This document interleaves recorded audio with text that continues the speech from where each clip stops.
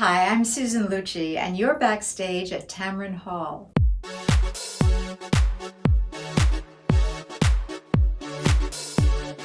My very first acting role?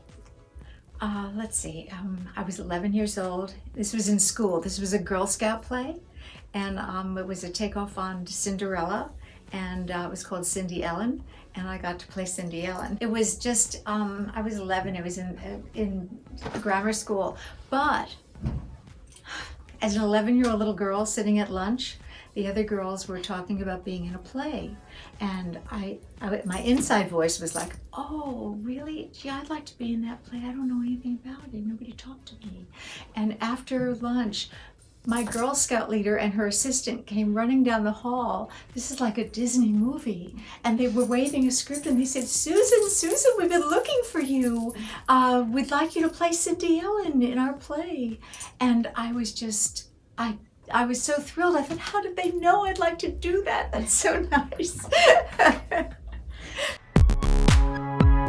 Oh, with my grandson Brendan. When I was working on Devious Maids, some of my fabulous, beautiful, knowledgeable co-stars, they were on their, we're all on our phones backstage before they were called to set. So they were doing these things and I said, oh, what's that? And they said, you don't know about this? And they showed me about Instagram.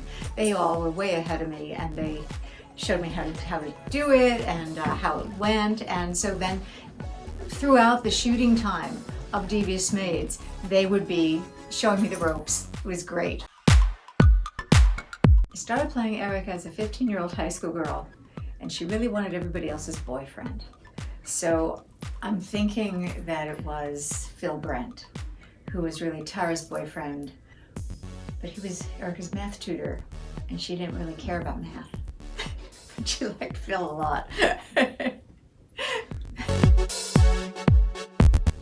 Was, fantastic. But it took me a few minutes to realize that I really had won because it was the 19th nomination. And after the 9th time that I didn't win, I never heard anybody's name. I think that it was some self-protective thing, I don't know. And I used to worry that someday I might just think they said my name and go up there by mistake, and that would be really embarrassing. So when Shamar Moore so charmingly announced, the streak is over, Rosie O'Donnell, who had offered to take my handbag if they called my name, she took it. And my husband lifted me up by my elbow, and if you see that, I whispered in his ear, "Are you sure?"